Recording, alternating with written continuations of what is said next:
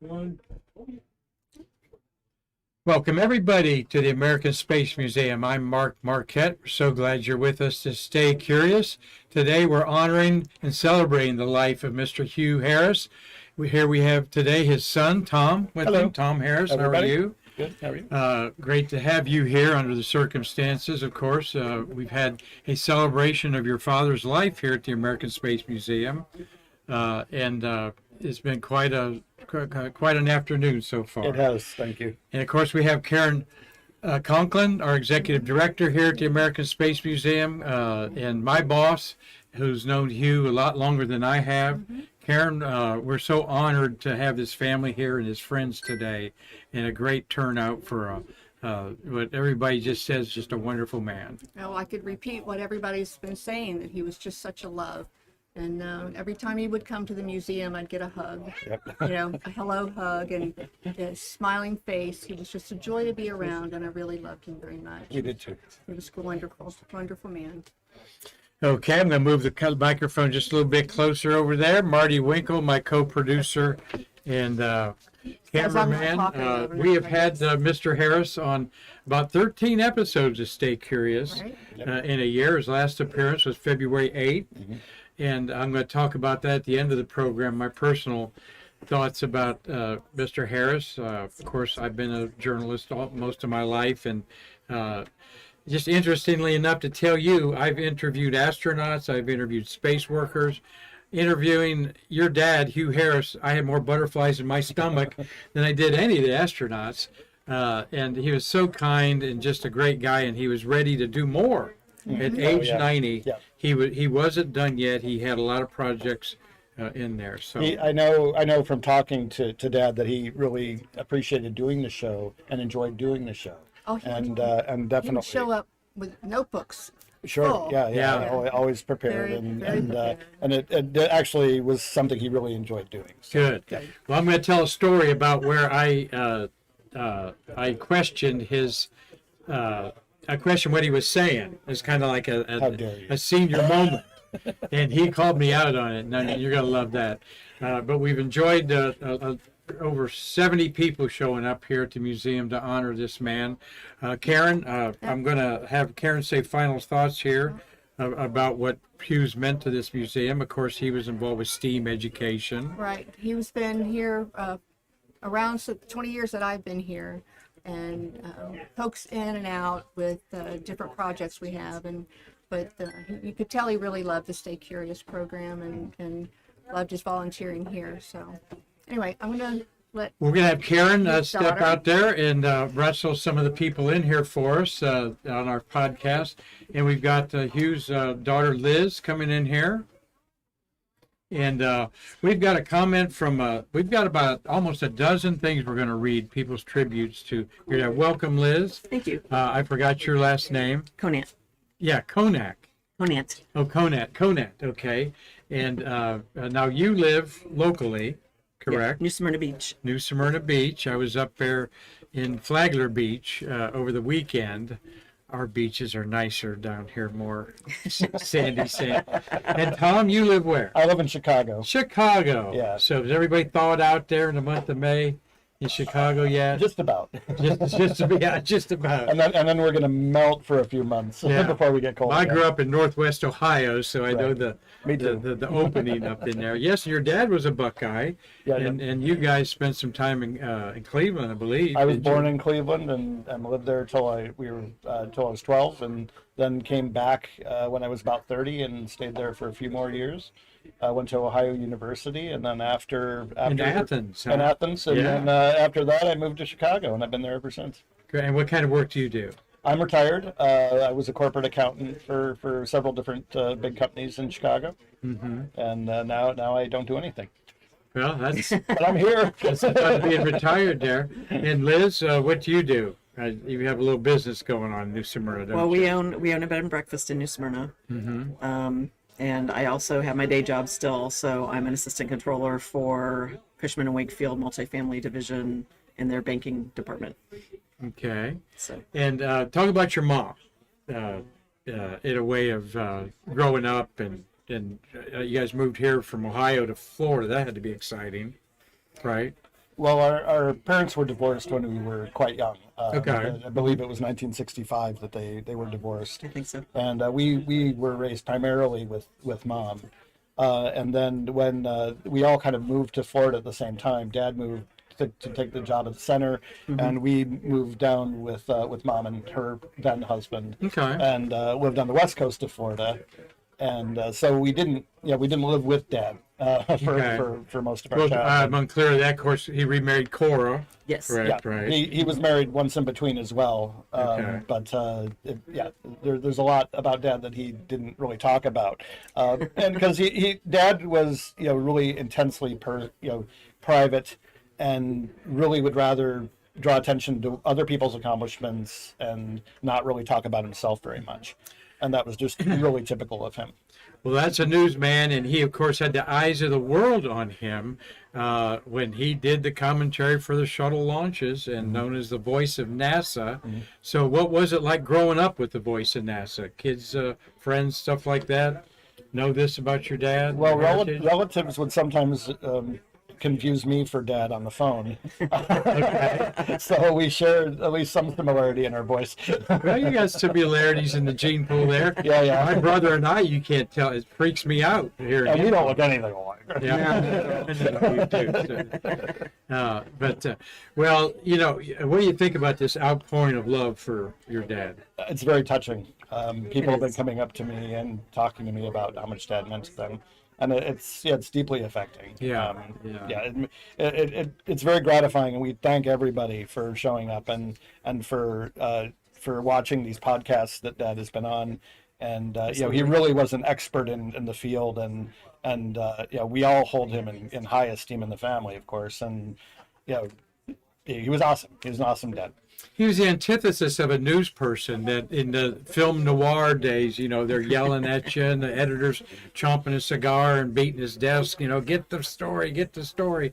And that's what first struck about me, because I had a lot of hardcore editors that in the news business that, yelling and yelling back was part of the job. Your dad, everybody talks about his mild demeanor, and yet focused and getting the job done. And I'm sure he had his moments where you knew he meant business Sure. in there. So that's one.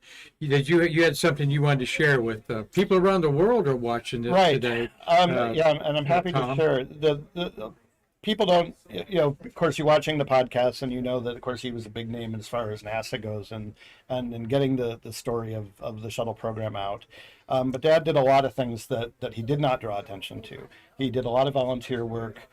He was a civil rights activist in the 1960s. He was part of a group that was able to strike down red line laws in Cleveland, which is, to my understanding, you're not allowed to teach that in Florida anymore.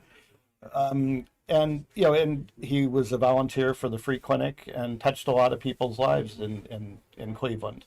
In addition to that, he raised a family. He had stepchildren and us, and he volunteered at Dobama Theater in Cleveland. He was part of that when they first started in 1968.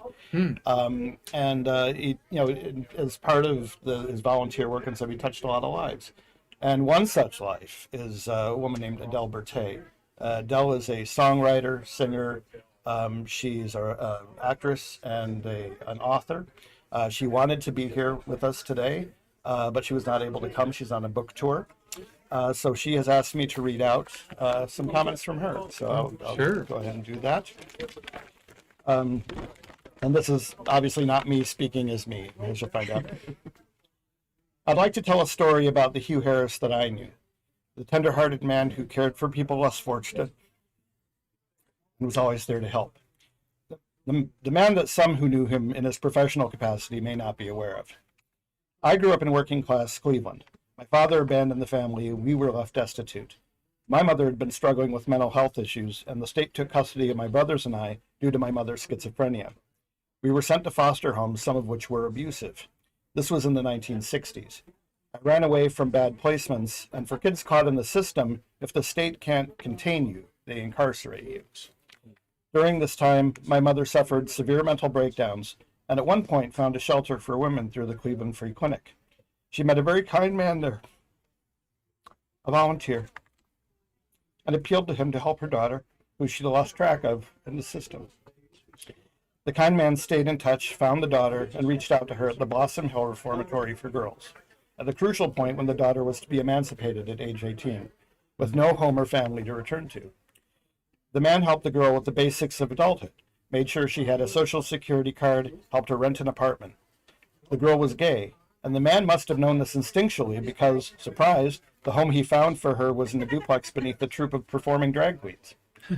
The girl was obviously me, and the kind man and benefactor, Hugh W. Harris. I've always thought of Hugh as an angel on earth. His kindness and generosity gave me hope. We stayed in touch through the years, and the sound of his gentle voice and laughter was always a healing balm to me, restoring my faith that truly good people still do exist in a world that often seems to have turned upside down.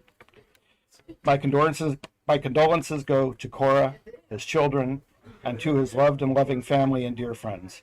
How lucky you were to have him, and how lucky I am to have been touched by his grace. Now Hugh moves with new wonder through his beloved galaxies. His memories will keep him alive and cherished in our hearts. Rest in starlight, dear Hugh. Oh, what a story And there. thank you, Adele, if you're watching. Yes, thank you. We'll Thank make you. sure you have the link to that so you could get that to her. So thank you, I'm Adele, sure she'll watch. on there. Well, we're celebrating the life of Hugh Harris here, and I'm going to read some tributes to him. First one is from Bob Cabana, who, of course, a four-time shuttle astronaut, twice a pilot, twice a commander. He is now the number 3 in charge at NASA, Bob Cabana is, behind, of course, Administrator Bill Nelson and Pam Melroy, the assistant. So he says this to, Marty, maybe we ought to shut the door a little bit there. Yeah, just getting just a little noisy there. Thank you. Bye, Tommy. From Bob Cabana in Washington, D.C., to the family and friends of Hugh Harris. I am sorry I am unable to be with you in person at the Remembrance for Hugh, but I want his family and friends to know he made an indelible mark on KSC and is missed. Although Hugh retired from NASA well before my tenure as Kennedy Space Center director, I got to know him well when I was an astronaut traveling to the Cape for launches and when he was director of public affairs. Then I continued to work with him to support public affairs events at KSC while I was chief of the astronaut office. Bob Crippen couldn't have made a better choice when he selected Hugh for the job of director in 1992. Of course, no one will ever forget Hugh as, quote, the voice of NASA, unquote, on those first shuttle missions. Retirement didn't slow Hugh's passion for NASA and America's space program. He was active in the local community and always looking after his friends at the press site, offering suggestions and words of encouragement. Hugh cared deeply about NASA and our mission. More importantly, he cared deeply about the people that make it all happen and was skilled at communicating the amazing things we accomplish to the public. I am honored to have known and worked with him. Sincerely, Bob Cabana, NASA Associate Administrator. And of course, Bob was the center director for 12 years. Did you ever meet him in there? So he's well liked and probably outside of Mr. Debus, thought of as one of the best out there. But that's from the Washington basically about your dad there and Bob acknowledging that. Your dad was involved with the Astronaut Scholarship Foundation, which was founded by the 7 Mercury astronauts. They've given away millions of dollars to thousands of kids in scholarships. Christina Cook, who's going to the moon on Artemis 3, is a recipient of those scholarships. Awesome. On there. Anything that you guys remember about your dad being involved in the Scholarship Foundation? He talked about it with me a lot. Did he? He would talk He would about mention it a lot, yeah. that he was writing biographies and Well, Nicole Russ was here, if you didn't meet her, and she's the program director at Astronaut Scholarship Foundation. Nicole had this to say: I worked for the foundation for 15 years this September and spent a lot of time with Hugh. Hugh Harris was one of the kindest humans I've ever encountered. He was so soft-spoken but commanded great respect from his peers and in the space community due to his breadth of space knowledge and his impeccable character. Everyone considered Hugh a friend, and he was always eager to help no matter what the project. He spent countless hours writing biographies for the Astronaut Hall of Fame nominees every year, and this was no easy feat. Beyond his eloquence, he produced intricate content due to the intense research he conducted to garner all the information needed to finish this task. Let me add, there were a lot of biographies for Hugh to write. In fact, there's 107 astronauts now in the Hall of Fame. Hugh has donated his time to our organization. He has supported us by coming to our events, and he was kind enough to donate some of his books to us just a few months before he passed. I am thankful for that meeting, for it was the last time I would ever see Hugh. ASF has lost a great supporter, and I have lost a good friend. I will miss that sweet man, says Nicole Russ there, We all. the Astronaut Scholarship Foundation. And then the Human Resources Director, who's retired at NASA, Dr. Shannon Roberts, she had this to say via email. Thank you for the opportunity for those of us blessed to know Hugh to share his remembrances of him and the significant role he played with NASA and Kennedy Space Center, as well as with us personally as our colleague and friend. I was fortunate to get to know Hugh when I first came to Kennedy Space Center from NASA headquarters in 1997 as the new Director of Human Resources and Strategic Planning. Hugh was Director of Public Affairs at the time, so he served on the Center's Executive Council together, partaking in the Council's ongoing consideration of the Center and its future. Hugh was extremely welcoming and gracious, always having a kind word to say about others, as well as offering sanguine advice about the Center and initiatives we were undertaking. He was a fountain of knowledge given his history with NASA, and the Center was highly instrumental in the effective navigation of the Center's waters, both internally with our civil service workforce and contractor partners, and externally with the media and public. Hugh was an exemplary mentor to the young professionals around him, including Lisa Malone, who later became, quote, the voice of NASA, and we respectfully referred to her within the agency with her notable shuttle launch countdowns and commentary. An example of Hugh's effective succession planning, Lisa became ultimately his successor at the Center's Director of Public Affairs.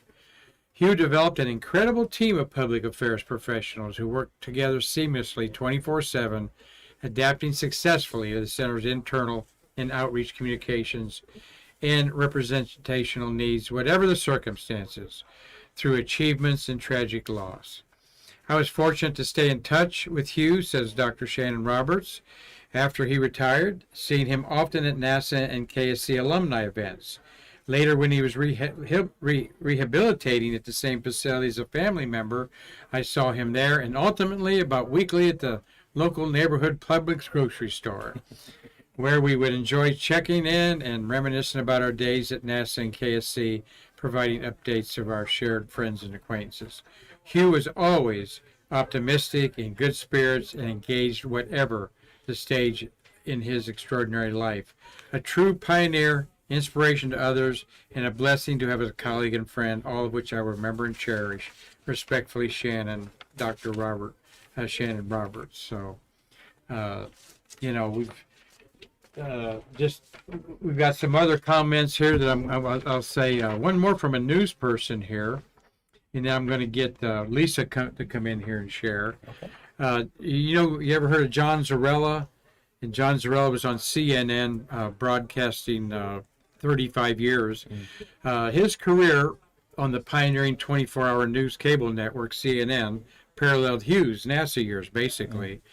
And John Zarella was one of the hundreds of media workers who were focused on one man, Hugh Harris, in the public affairs office that was the ultimate source of all their stories. I mean, think of that.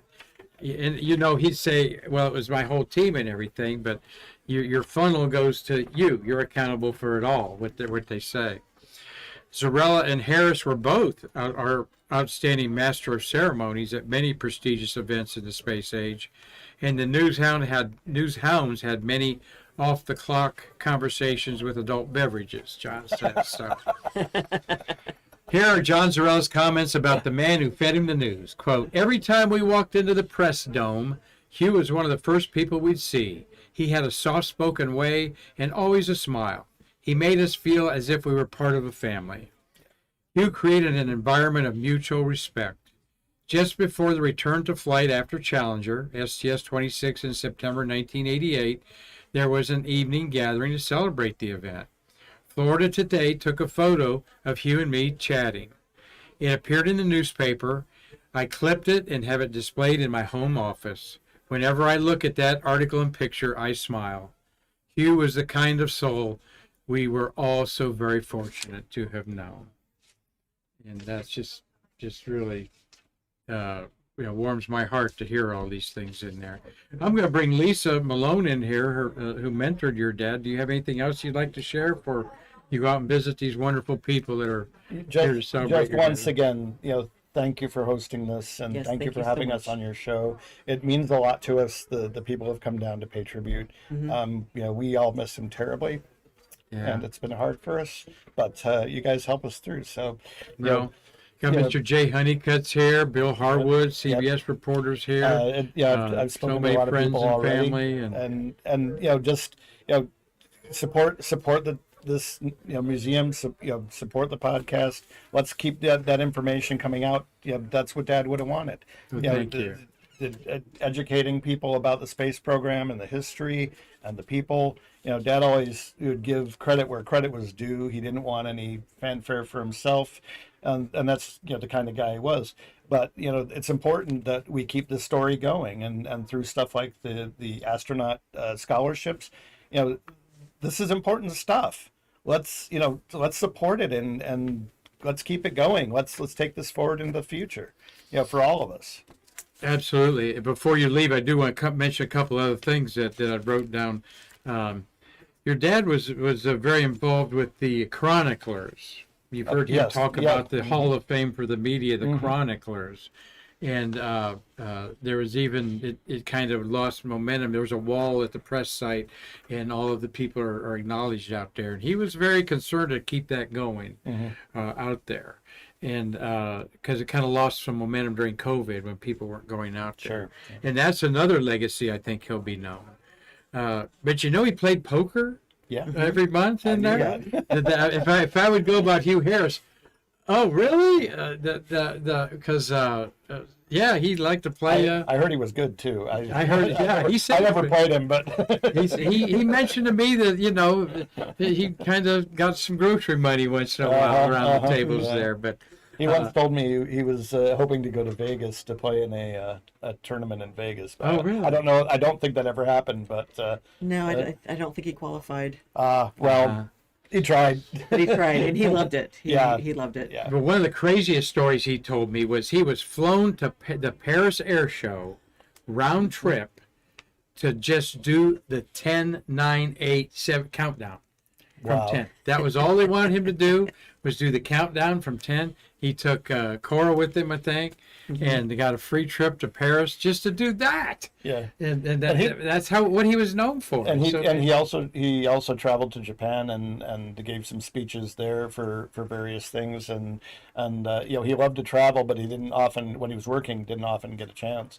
But when he would be forced to take time off from NASA because he didn't like taking vacations, one of the things he did was he took tour guides, or was a tour guide, and took people on trip to Yes. Yeah. And so was working even then. He never did tell us how he got that gig either. But I wish I could have gone. Well, he made it to 90 years old, and that's incredible in itself. And we had a little birthday party for him. He was born in December, right? Yeah. And so in January, when he came on the show, we had a birthday cake for him, and he blew out the candles here. Nice. And I said, Hugh, did you make a wish? He said, well, of course I made a wish, Mark. And I go, well, may I ask you, sir, what your wish is? He goes, of course. He said, what I wish for, Mark, was that I could be at your 90th birthday. And I thought, oh, that's pretty cool. Yeah, I'd go for that. And but what a long, rich life, and Yeah. and we really miss him at the museum. And but this is what our museum's about: is you can guarantee we're going to keep the legacy of Hugh Harris alive as much as we can when we talk about the shuttles. Of the Perhaps a Martian big stuff. gold statue. A good, yeah.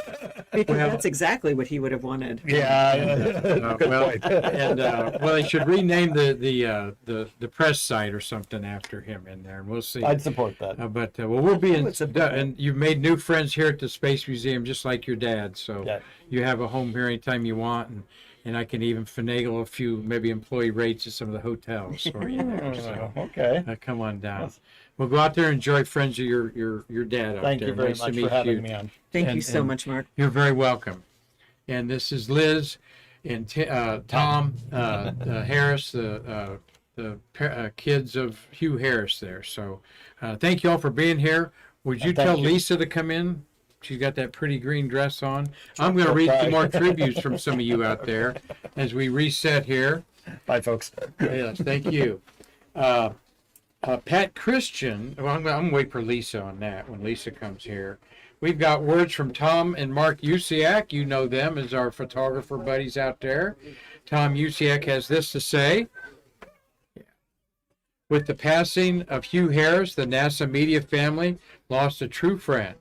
As a photographer, I didn't have the opportunity to work directly with him very much, but I always saw how he treated his staff and members of the press with the utmost respect.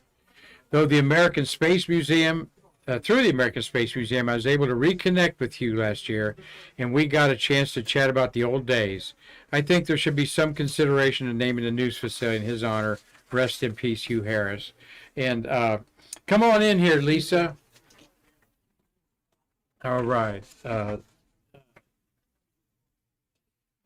Lisa, how are you? Lisa Malone has joined the set here on Stay Curious. Yes, I'm good. How are you? Oh, great to see you. You've Yeah. become a new friend also to me. Lisa was mentored by Hugh.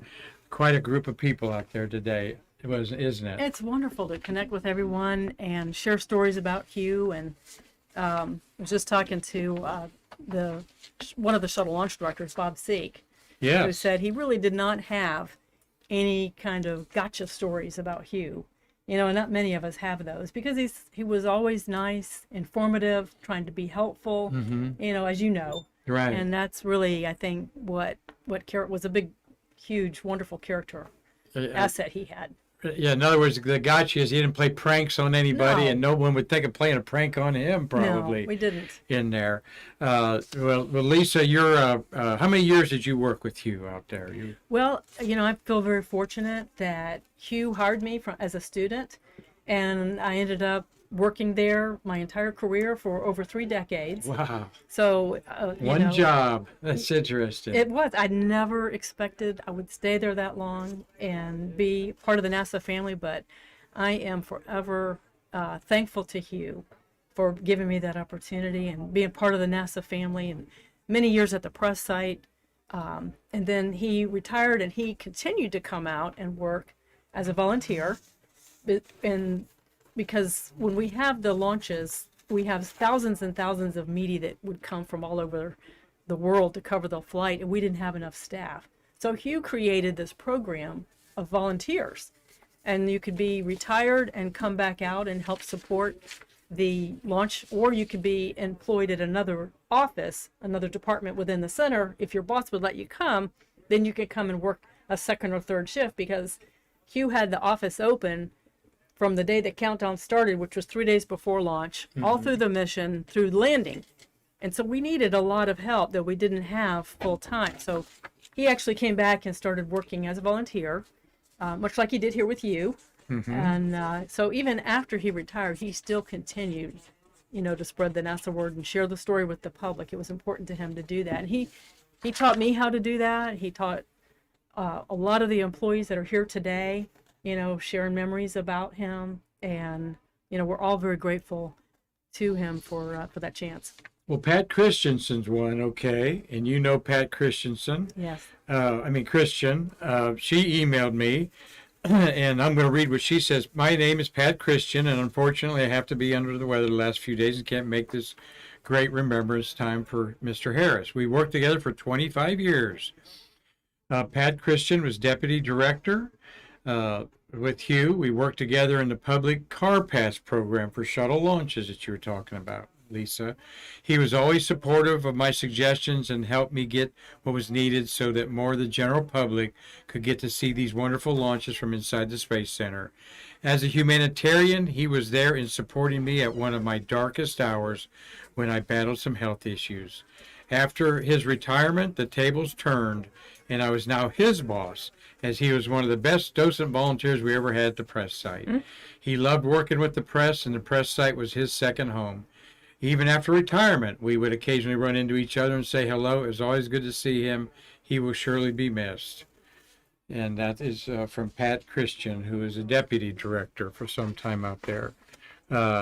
Did Hugh have any, well, I'm going to say quirks, like something that he brought to work to eat all the time, or any kind of good luck rabbit's foot, or I know I'm putting you on the spot there about that, but because yes, the NASA family is really a wonderful place to work, but I'll tell you one thing, the news media, you are a family within a family. Yeah, we were.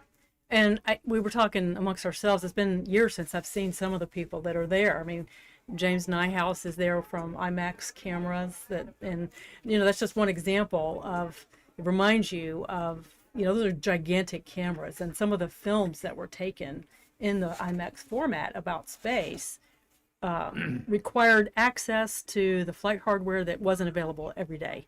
So Hugh would go in and fight for that access, and he and the team that he had put together, Ed Harrison, who was another guy that worked with us out there, and his wife and son are here today too. Okay. And along with a lot of other news media, Jay Barbary from NBC News, Bill Harwood with UPI, Catherine Smith, who covered from local TV station, Carlton Bailey is here with us. Yeah.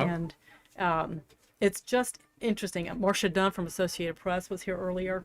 And so Hugh made it his mission to always try and provide access for media to get the best picture and those great cover shots that would appear on magazines all over the world, front page cover stories in newspapers, Aviation Week, and of course those big format types of cameras.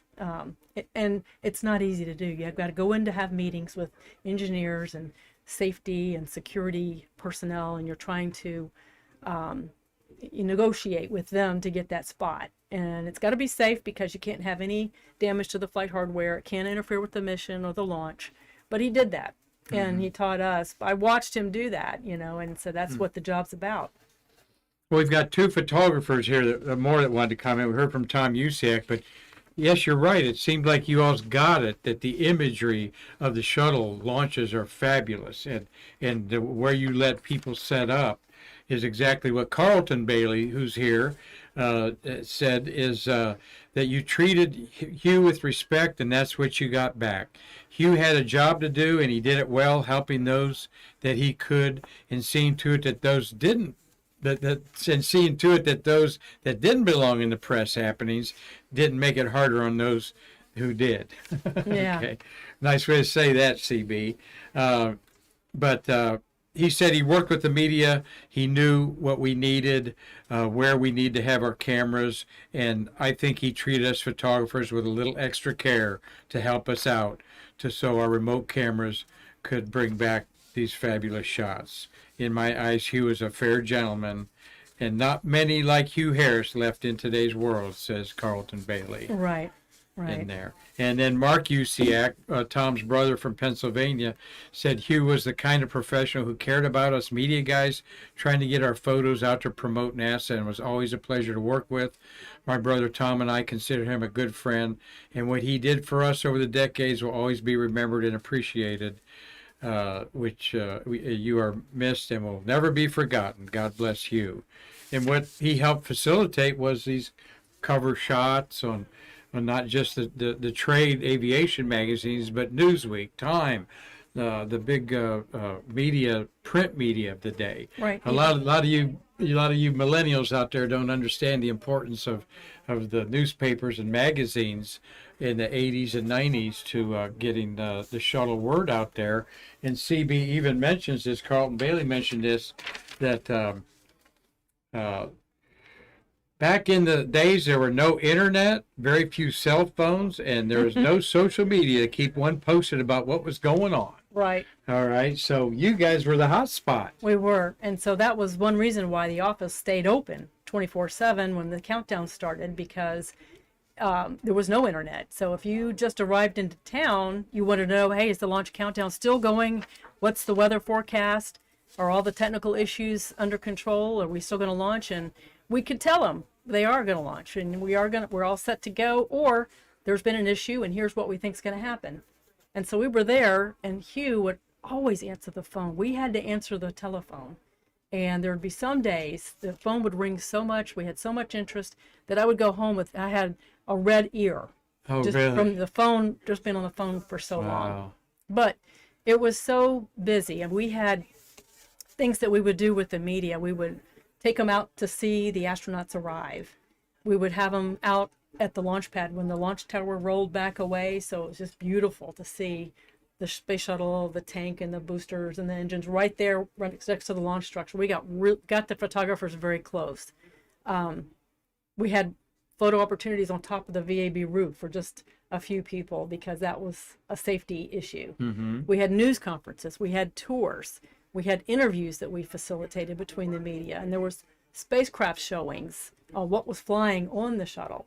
You know, not just for shuttle, but also for expendable rocket launches. If we had a deep space probe going to Mars, or, you know, the sun, or looking back at Earth, or way into deep space, the media wanted to know about that, and we would provide access to see the spacecraft. We would see exactly what it looked like. We'd have the experts there to talk to the media. We'd put them in bunny suits, and again, that doesn't happen easy. You have to do a lot of planning and meeting and negotiating to get, you know, that sort of a rapport going. And once you get that going, that's like, okay, yeah, these public affairs team, they're going to keep the media back. They're not going to damage anything. We can let them do this. We can let them tell the story.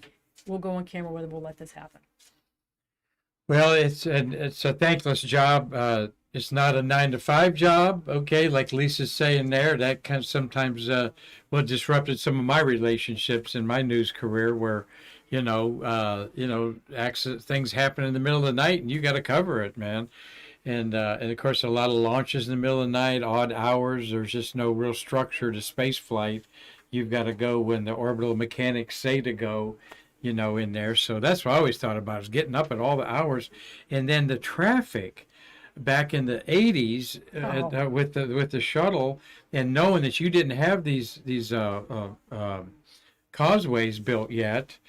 So you had to wait for boats and Right. The drawbridges and things like that. I would camp out, Lisa. I'd be afraid I wouldn't be able to get to work for a launch. The night before, I'd say, I think I'll just stay in my car. Did anybody feel like that? You mean Or the did you ever- people covering the launches? And Yeah. Or they did. are you being They did. there? That you get in a traffic jam, you can't get to work. There were a few people who did plan to stay overnight in their office Uh-huh. because they were afraid they couldn't get out there because of the traffic. So yeah, there was more than a few people that were afraid of that. And even, back in the early days of shuttle, State Road 3 was just 2 lanes. I mean, it wasn't, Yeah, right. you Yeah, know. I think and back even during Apollo, it was that way. We had twice as many absolutely. people.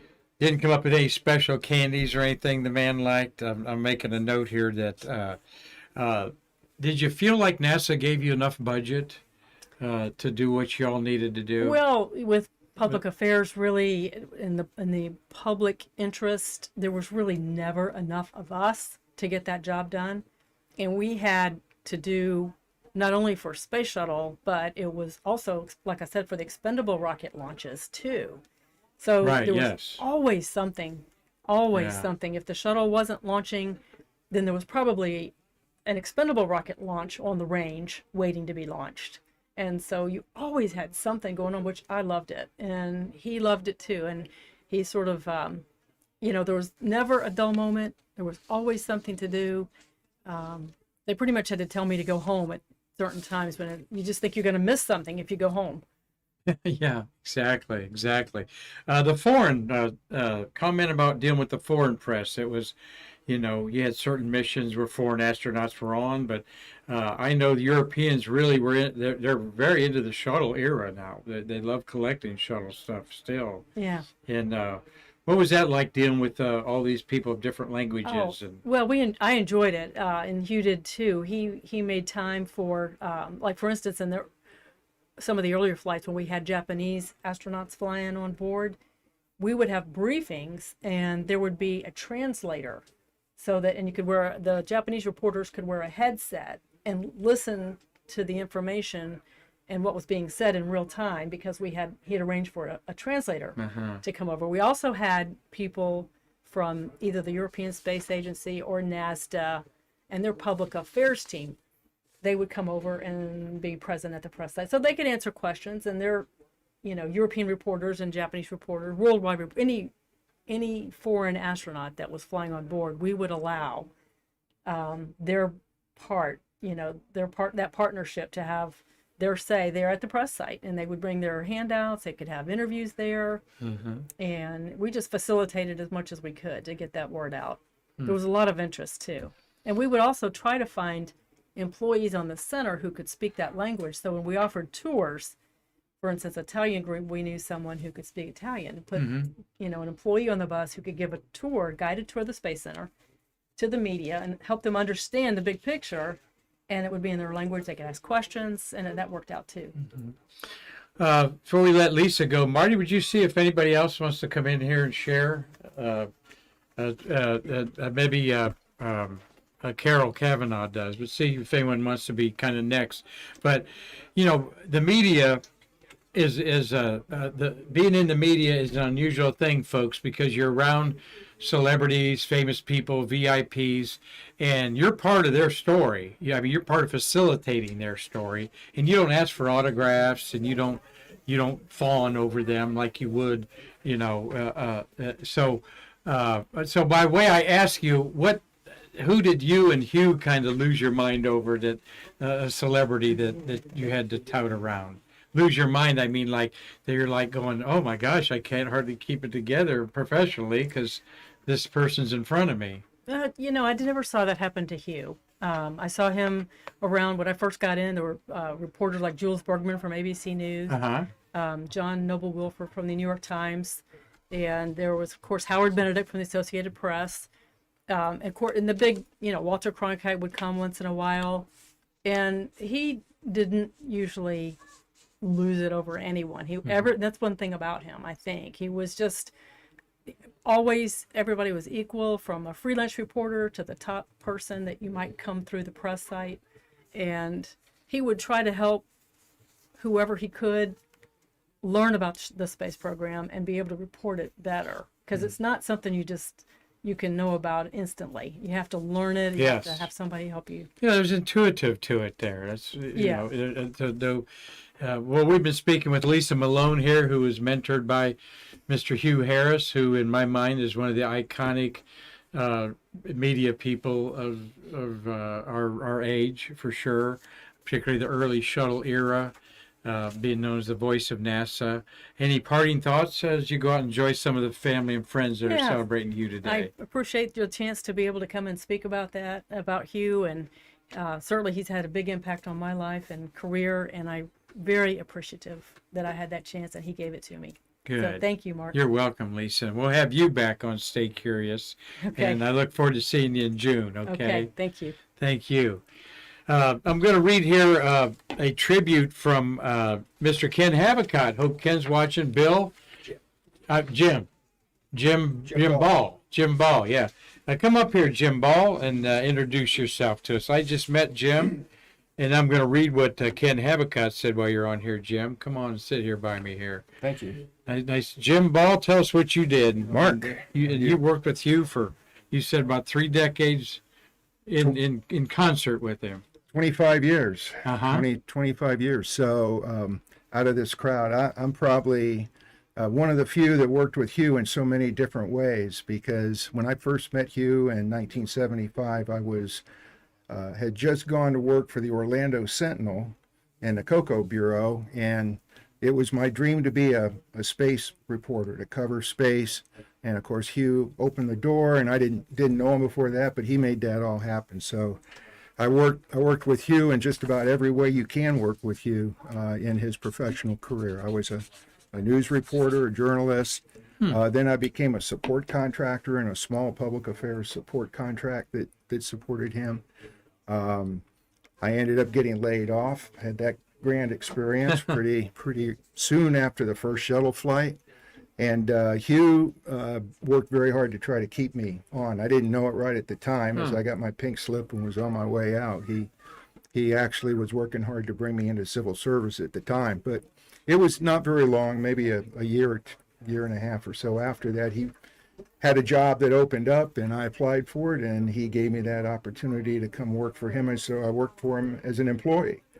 And he began to mentor me into doing broadcast stuff, being actually, getting me in the line, succession line to do launch commentary. And then I went to NASA headquarters. But I worked with Hugh in many different ways. But the one thing I'll say about Hugh, and all those interrelationships were different, all the interactions were different, but the key core parts of his personality that made Hugh who he was never changed. Always friendly, always courteous, always professional, very responsive, very respectful, and unflappable. He just was, Unflappable. I like that word, Jim. Unflappable. Yeah. Even in the crucible of Challenger, Hugh was, and we were all there in the midst of it, and he was unflappable. You wrote this, the inside story from Launch Control. You can get it on Amazon.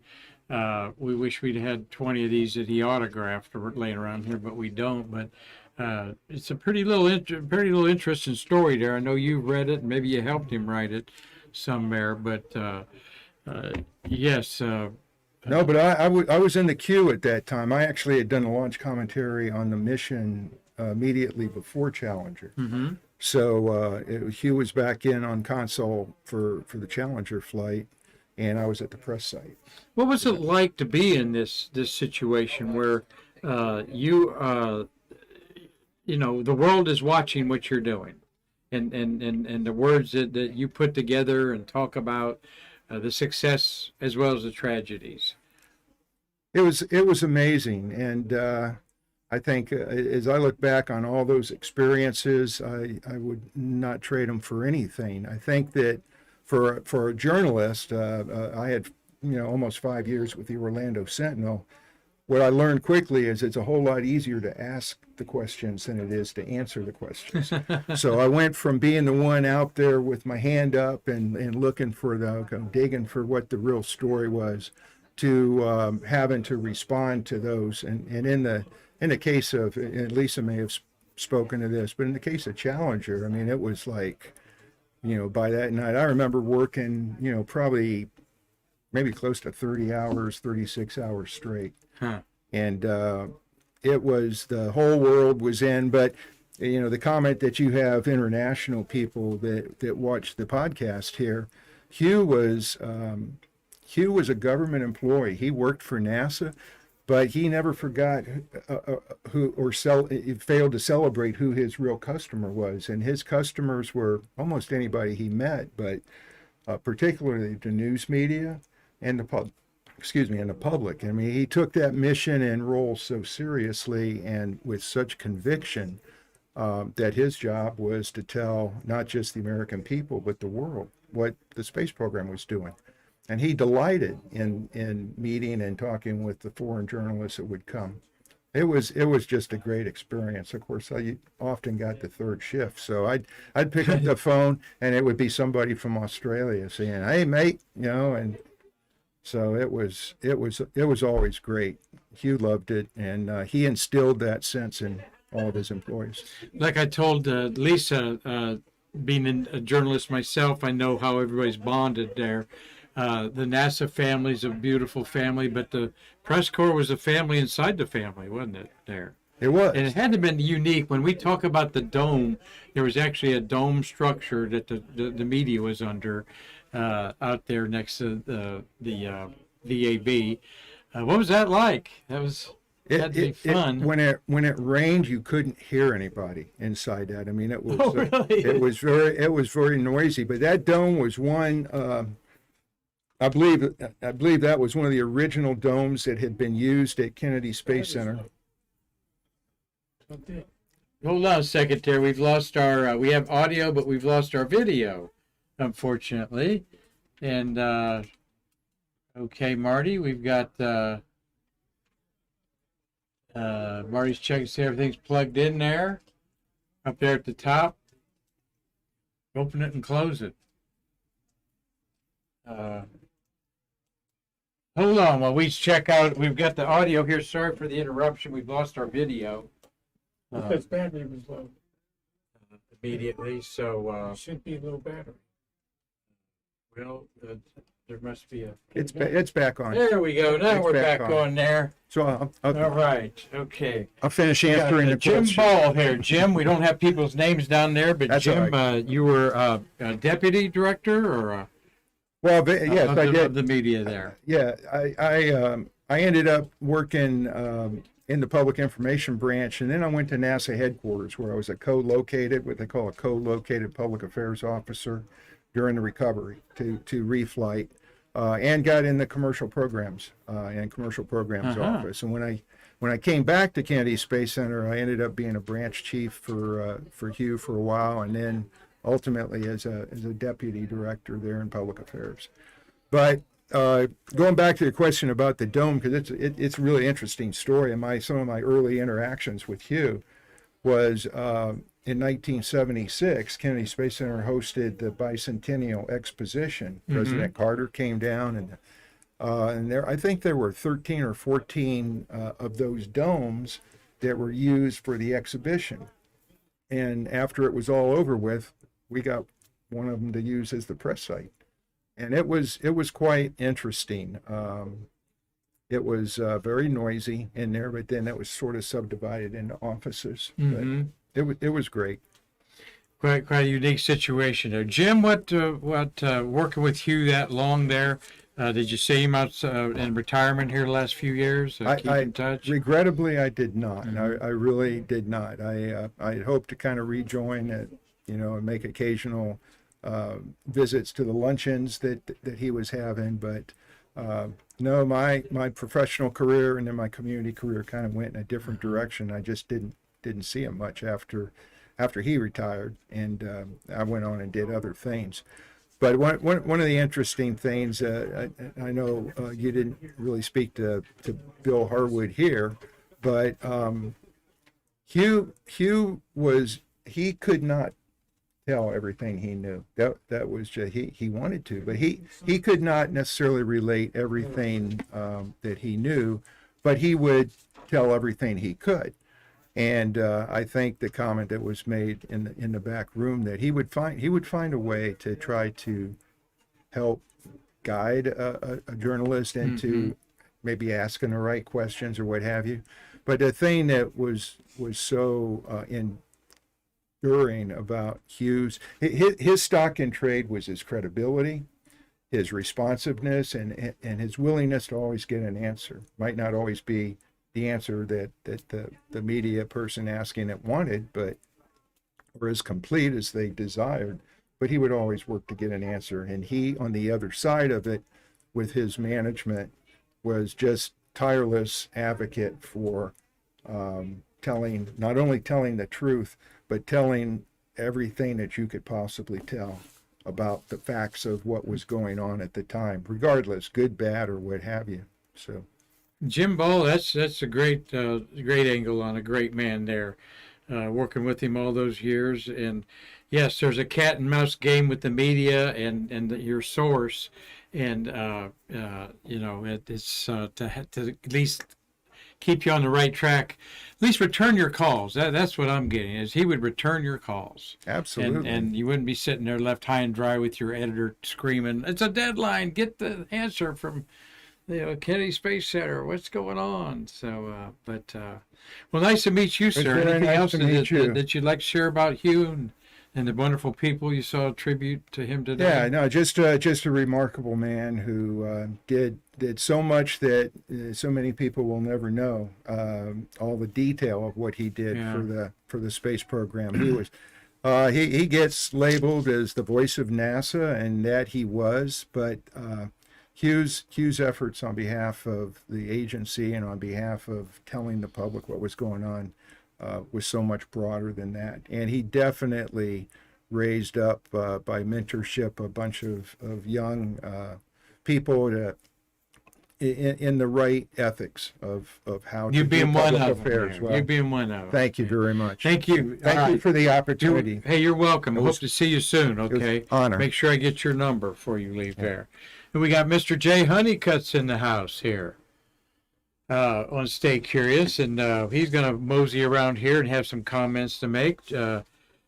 He's familiar with Mr. Ken Havicott, one of the world's premier space memorabilia. Hey, sir, how you doing? Doing fine.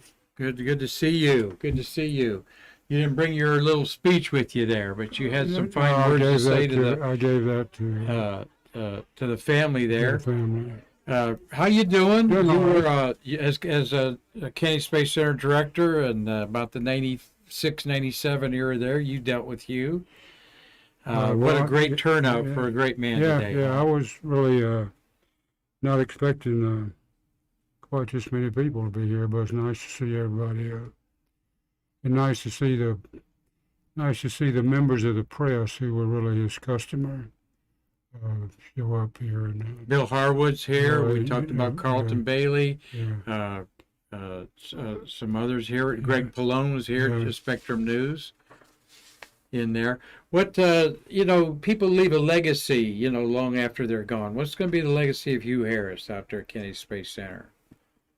oh, I think people will remember the openness that he had with the press and the interest he had in ensuring that they had the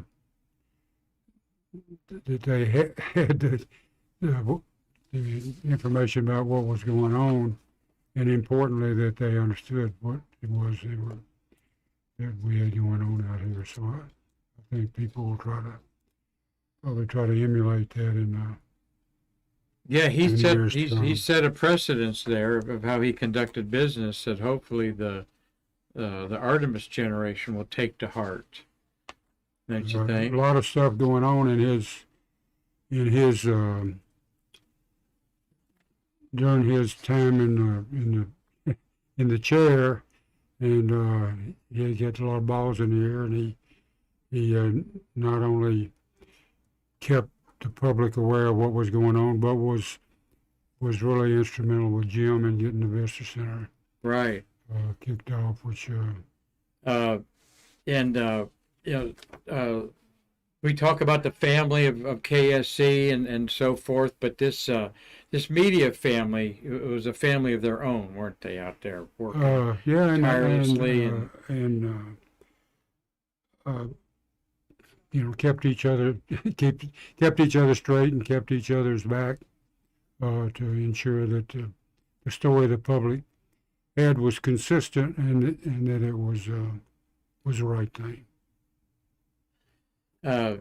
You were talking about his fairness to the family out there and how he, really tried to give the media some insight to things going on and leading them down the right path, like Jim Ball was talking about here. In fact, you were quoting Bill Harwood saying some things Yeah, about Bill had some nice things to say about him, and Bill's really the dean of the press corps down here. He's been he is now, isn't he, of CBS? He started with UPI, and then he went to CBS, and I think he's covered every launch with those with the crew and those without. Since prior to STS. Yeah, I'm talking about Bill Harwood, CBS. Maybe we'll get Bill in here. He's got a big 16-inch telescope. Yeah, I'd like to look through, Jay. I think he left. Oh, did he? Here's what Greg Pallone said about Hugh. Greg Pallone is a local Spectrum News, Channel 13. Greg's been in the field out there for a few decades.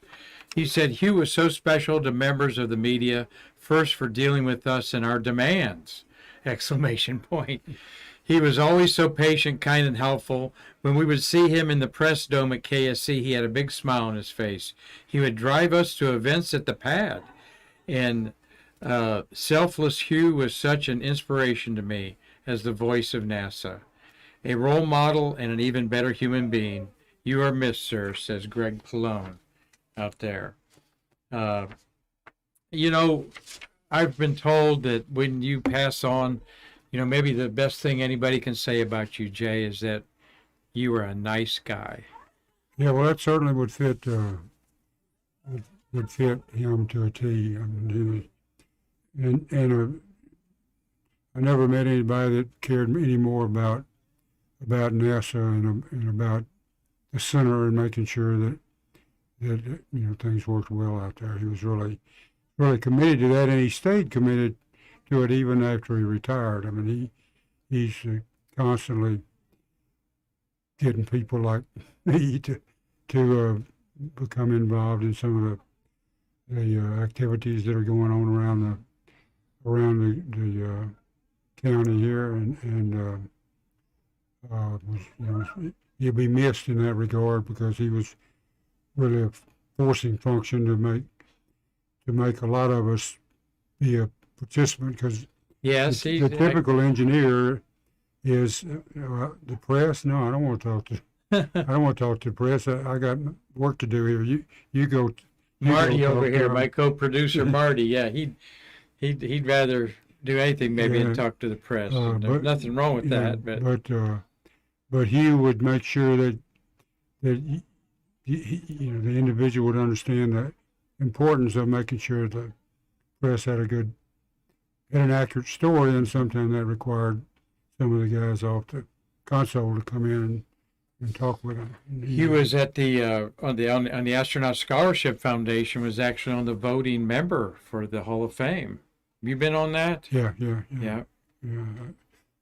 I get my ballot every year, and I fill it out. Yeah. Send it in. Bob Seek is kind of a mover and shaker in making that. Yes, he is. all Yes, happen. he is. And well, while you're still here, I'm going to read what you know. Ken Habicott, Yeah, of yeah, course, sure. and Ken, for those of you out there, 50-year memorabilia expert. He knows. He's got an unbelievable collection. He's made his life works out of it. He's helped people like you and others get rid of some of the stuff they want to. Ken Habicott has this personal tribute to Hugh. He says, "It is so hard for me to put into words my friendship with Hugh Harris that started way back during the mid-1970s. My first contact with Mr. Harris was in 1971 when he had been an information specialist at NASA's Lewis, now Glenn, Research Center in Ohio. He answered one of my space fan letters to that space center. Our paths first met when I was working as a shy teenage rookie space reporter for a couple of space journals." Ken Habicott goes on to say, "Hugh was the first NASA official at KSC that granted approvals for my early press credentials. Those continued news media accreditations lasted decades more. However, our working relationship continued further with Hugh and his lovely wife Cora after his retirement from the space agency in 1998. Ken Habicott says, "Somehow our paths continued to cross more and more during the shuttle program years, and afterwards as our interest, dedication, and passion of space exploration joined us together in many directions. He had always been like a mentor to me, helping me on advice, arranging group tours, providing access into special areas, and working with him on a few space committees for the Astronaut Scholarship Foundation and NASA. Ever since those early days at Press Site 39 and much more soon afterwards, I can't express in words what Hugh and Cora have meant to me and my wife Teresa.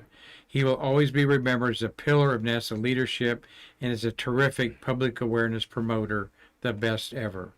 Most importantly, throughout my life, I have always admired and respected Hugh Harris as a space father and son type of relationship. Has truly been an honor and privilege in working and knowing Hugh on so many levels. He will be greatly missed, and we loved Hugh very, very much." That's from Teresa and Ken Habicott on there. So he was said he couldn't be here today, but Yeah, I think those are fairly common thoughts and words from everybody that knew him, had the opportunity to deal with Hugh absolutely. throughout his career. Did you guys call up each other? I know that you go to a luncheon, once a month together. Did you ever call up, just shoot the breeze, or Yeah, say, yeah, every now and then, or he'd call and say, so and so from such and such a press outfit's coming to town. Would you want to talk to him? Kind of thing. So, Uh-huh. so he was always he always kept everybody in mind when people would call him and ask him for. Well, he sure did, and privileged to go to these luncheons that you guys go to, and he invited me, and just he is always thinking of everybody's best interest. It seems out there, Jay. So. I think that's a good way to put it. Talking with Jay Honeycutt here, and we'll see if anybody else wants to share anything with the celebration we're having of Hugh Harris today. But thank you, Jay. Any final thoughts? No, it was a very nice event here. Wow, it was, wasn't it? I was expecting just a few people to come to that luncheon and a few family members, and I got here and couldn't find a place to park. So I think it was a tribute to Hugh that this many people from so many different parts of the community were interested in. Yes, absolutely. Sharing time and be careful with this next. Next one up This here, next, Carol this next Kavanaugh. guest you have, you better be really careful with her. All right, Mr. Honeycutt, good to see you always, All right. sir. We'll get you back in here to stay curious here one day. And we're planning some big stuff for the Shuttle Mirror at Shuttle Fest. So keep eating your vitamins. We keep you healthy. Well, I'm going to bring Carol Kavanaugh up here as we're ending our celebration of Mr. Hugh Harris. I'm going to say some things about me meeting him. To me, he was a news idol. Me being a news journalist, like I said, I had more butterflies interviewing Hugh in 2020 than any astronaut or space worker. Come on in here, young lady. Carol Kavanaugh, another person that been a mover and shaker out there for decades at the Space Center, and a new friend of mine here. It's great making new friends, particularly the older you get, and you know that you're going to maybe be with these people till the end, sort of thing. About 60, 70 people showed up here. We had some nice snacks and whatnot. What a nice little celebration of Mr. Hugh Harris's life today, right, Carol Kavanaugh? It was. He would be thrilled. Nice comments, and he's just such a humble person that he would have been surprised. Now, how are you fit in all this? How do you know Hugh? Well, And I tell met everybody Hugh out there in who you- 1985. Mm-hmm. I moved down here from Philadelphia, and Philadelphia. Well, the Yeah. Usiak brothers like that up I in know. Lancaster, Pennsylvania. well, my family is from there, so Oh, I really? love their pictures when they post about the Pennsylvania Okay. Dutch country. But I met Hugh before I got into public affairs, and he, as he does with everyone, came up, introduced himself, and, just wanted to get people to volunteer for public affairs, and they needed the help. It was a small staff back then. There was only about 30, 35 people. And, but he was a wonderful man, and he encouraged everyone to do things that they wouldn't do normally. And so when I got into public affairs, he challenged me on some issues that, public speaking and working with the astronaut crew families. And the biggest thing was he encouraged me to do, he directed me to do the Apollo Saturn V restoration with Larry Mock. Like, I can't do that. And he said, He yes, had you a way can. of Yeah. volunteering. You were making sure that this is what I'm telling you to do. Right. Right, but he does it in the nicest way. That the next thing I knew, I was on a plane to D.C. going up to meet with the Air and Space Museum, and they were saying what we couldn't do with the rocket, and budget permitting, we got it. We got through the rocket restoration, and it's, looking back, it's the highlight of my career, and I would have never have had that without Hugh. And So I'm looking at the Saturn V Center, and you helped restore that. You were on the Yes. committee that was millions of dollars, and how many years, I'm Yeah. sure, yeah, of your it life was, involved in there. it was a couple of years, and I was actually inside that rocket many times. We had Really? to put the bunny suits on. There was about asbestos and everything like that. But what a great. What a great facility. Yeah. You know, it's amazing. You got to take the bus over to see it and so forth. Mm-hmm. But I've been to Johnson Space Center, Mm-hmm. and their Saturn V is like in a backyard shed. Mm-hmm. It's nice, but it's not like ours here. But you had something to do with that. Yes, Lisa was awesome to talk to, and we had Jim Ball work with Hugh. And he was the branch chief out there when the Saturn V was being built. Oh, okay. Yeah. Okay. So, but you know, Hugh just was always a gentleman and a man of ethics. And even when he was, before he was known as the voice of NASA, but he was so much more than that. Mm-hmm. You know, I mean, all the employees, the teachers, the students, the reporters, photographers. He was kind to all of them. Even I don't think anybody ever saw him raise his voice.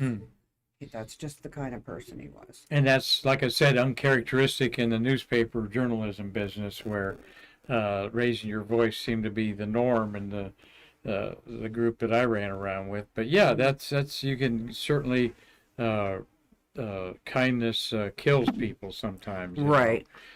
in a good way. Hugh always made us feel like the museum was doing something important. He loved coming here, and he really dedicated a lot of time and effort into, of course, he knows everything. Yes. Not just Shuttle, Apollo, but the planetary missions, and he really enjoyed coming here. I want you to know that. I don't know, Marty, we gonna have anybody else come on? I don't. I was gonna wind down here. Want to go check? Yeah, see if anybody else wanted to share. Otherwise, we're gonna wind it down here. I'd But- just like to say he was a heck of a man, and Ad Astra, Hugh. And Ad today Astra's was right. a great day remembering all of his accomplishments. Yes, we are so blessed and privileged to put Mm-hmm. this together. I can tell. Just we had Bob Seek here. We had, you saw Mr. J. Honeycutt. Mm-hmm. I actually we were efforting Bob Crippen, and I thought he might show up, Mm-hmm. but I think he's sending something tomorrow. Yes. Hugh's last appearance, public appearance, was at our January Astronaut Memorial, where he read the biographies of the Apollo astronauts, a fitting final report from the voice of NASA there, and he which I thought was, you know, we wanted to give him the spotlight again. When he came in to do our Stay Curious programs, Carol, he has a little notebook, Stay Curious on the notebook, typed up notes on everything. Okay, so I've got to tell this story that I doubted Hugh on one Stay Curious episode about shuttles of September last September. We were talking about STS-34. Mike McCulley was the pilot of the Galileo nuclear radio thermal generator, which caused a news media fueled public protest. Right. All right, you remember that. Well, Hugh and I are talking, and he said STS-30 that launched Magellan spacecraft to Venus had a nuclear RTG, and I really thought he was having a senior moment. And live on Stay Curious, I said, I think you've got that mixed up with Galileo, and he kind of left it at that. He didn't call me out. Well, I've been privileged to come to this rocket reunion luncheon that you have with all your friends, and he pulled me aside before we sat down to eat, and he said, "Mark, why did you throw me under the bridge like that?" You know. And he would not have done it at the table with all of us. No, he pulled me aside and he Right. said, he said STS-30 had an RTG and you threw me under the bridge saying it didn't. And I was so embarrassed. I looked at it and says, "Yes, sir, I looked that up. I apologize. I go, "You didn't call me out on the air or nothing." And I go, "Why weren't there protesters at the May '88 launch of Magellan STS-30 and so many at the October 88 launch of Galileo. And he said, we didn't make a big deal out of the first one, but the media got a hold of it the second time around, including me. I didn't know it there, but yeah, what a moment, corrected by a 90-year-old space icon, you know, so humbly and so forth. I mean, rightfully so, he could have said on that program, hey, I know what I'm talking about, you know, on there. But the chroniclers was important to him Yes. out there. He started that. That we create this hall of fame for the media Mm-hmm. out there. And there was some question whether they were going to continue with it because it lost momentum in COVID. Mm-hmm. And then they did induct some people Right. in there. So that's part of his baby. He created a lot of things that recognized other people because that's just the type of person he was. Yep, yep. Marty, you've got a list there that I'd like to acknowledge as we're coming to the end here. He did 12 episodes on our Stay Curious, like I said.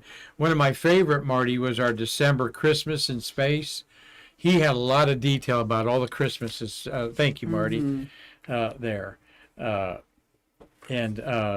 Marty says we got a record number of viewers on our icon there. Gary Gerald's one of them. He's a peanut farmer in Georgia. Bill Whiting's up in Michigan. He's a volunteer. Mikey Haddad's watching. He's got, you know, Mikey and his payloads there. Mark and Tom Usiak are watching. Shannon Roberts, thank you. Great.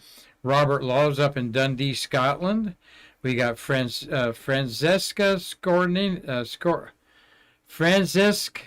Scoriana in Mexico City. Thank you, Marty. Catherine Azell. Mike Cotton. Hey, buddy. He's our documentary maker. Christina Smith. Dave Stang. He's up in Michigan. Heather Smith.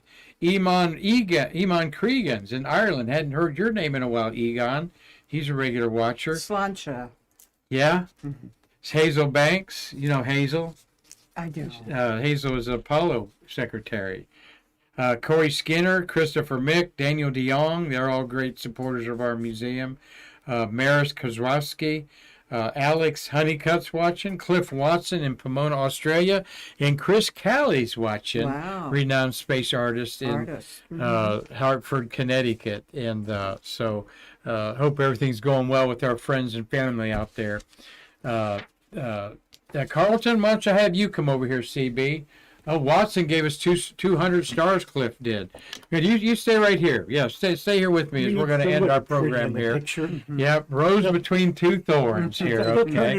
Carlton Bailey, launch photographer there. I mentioned your comments here earlier, Carlton, but we'll bring you on just to, you mentioned about how Hugh really worked with the photographers, knowing that your images are worth 1,000 words. Right. He knew to work with the photographers. He knew he had the sense to know what we would try to explain to him. And obviously the pool reporters, the wire services were the top of the chain, but they could have done what they, would suggest filtered down to the rest of us. And Hugh is one of these people, if you said, okay, I want a picture and I want the shuttle doing this, or I want the rocket doing this, and I want this in the background, he would know exactly what we needed, and he had the wherewithal to not just say, okay, well, I'll try. He would somehow, he'd get her done, as they say. And it was good. You didn't have to tell him exactly what you wanted. You give him a rough idea, and he knew in his mind who to turn to, where to turn to, and if it was at all possible, I'm not going to say he didn't take no for an answer. Sometimes I'm sure he didn't even give them the chance to say no. I think he just, they knew him well enough that if he was going to take the time to ask for it, that it was important enough for him, then they would see that it got done for him. Well, I could see where Hugh would understand that no is a complete sentence and then walk away from you. Type of thing. But Exactly. quite a contrast to dealing with the media structure during the Artemis generation, isn't it? I am going to take the fifth on There that. you I'm go. gonna take Good. the fifth on that. Okay. It's a different I'm crowd. not trying to get you No, in no, no. It's a different. People that know me know my. Well, there's been a 10-year lapse too of the type You of have coverage, all new. and the media's changed. It's no more newspapers. It's all our phones and whatever When electronic I devices. started out there was no internet. There was no cell phones. There was, what do they say, tell a friend, tell a woman. No, never mind. Hey, Carl. Oh, no, but there was no phones. And so you have a different kind of thing. Back then, you would see on the news, but the stuff you saw on the news might not have even been the same day because it took a while to process it. Absolutely. And now with all the live casts and the broadcasts, you see it sometimes, depending on you'll see it as it's happening. And with that, you don't miss a lot. And you see more than you need to. And I think a lot of people get it out there faster than it needs to be gotten out there because it's easier to come back and say, I was wrong. Correction. They were wrong, and they didn't tell us they were wrong. But Hugh saw to it. He had a group of people that worked under him, and I never took it as they worked under him. They worked as a unit. And That's obviously, interesting, Carol. You never Yes. felt like you were under anybody probably out there. But I mean, Oh, it's complete team effort, and he, as director, led that.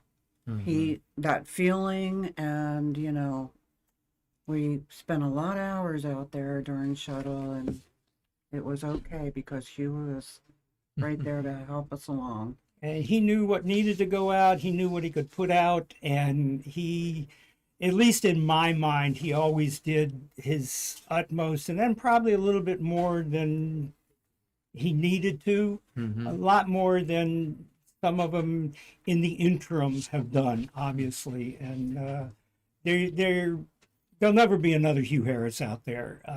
Try as they might, not just because it's a different crowd, but it's a different mindset of what needs to be put out to the news media these days. And I'm just Well said. thankful for 30 I'm sure years. you agree with that. There won't be another Hugh Harris along in on this I earth missed anyway. him. He was a great mentor and boss, and became a friend. Well, here's how we're going to go out today with a wonderful celebration. So many friends and family out there, and we had snacks, and we'll get back out there a little bit today. But I wanted to end it this way. So many wonderful words, and for the journalism community, Hugh Harris is an icon of fairness, accuracy, and perseverance to get the facts right and the story of America's space age told in a way that everyone could understand. Hugh Harris's demeanor attracted an ensemble of workers who became family within the NASA family. They lived through and shared the triumphs and tragedies of America's space shuttle program, played out in front and center of the entire world to watch. I was privileged to be asked by Hugh a year ago to start attending the Old Timers monthly luncheon that I met you at, Carol, and his fellow staff and regulars like Jay Honeycutt, Rockwell legend John Tribe, and astronaut Jim Adamson shows up once in a while. Well, at this monthly luncheon, I've gotten to know Wayne and Vicki Owens, both space workers. They've been married a long time. And in fact, happy 85th birthday to you today, Wayne. Well, in her email to me saying they were out of town and couldn't attend the Hugh Harris celebration today, Vicki Owens summed up this beautiful man with these simple words. Hugh's rich legacy touches all of us. Rest in peace, Hugh Harris. We all love you. And I will see you somewhere in the universe again when we bridge the space between us. Thank you all for sharing this life of this wonderful man. And thank you, Carol, for putting it together, and friends like Carlton here to share it. Well, thank all of you here at the Space Museum for hosting this, and Karen, and the hard work by everyone. You Well, you're would really welcome. be pleased. Well, we're pleased. It's I quite. probably wouldn't even be sitting here if it hadn't been for Hugh and Yeah. Well, like we say, everyone's been fighting back tears and laughter and so forth as we do at a celebration. So, folks, we will see you again on Stay Curious. Thank you for sharing with your friends and family this. Please tell people that they can watch this rebroadcast on YouTube. And as we always say, we'll be back again to bridge the space between us.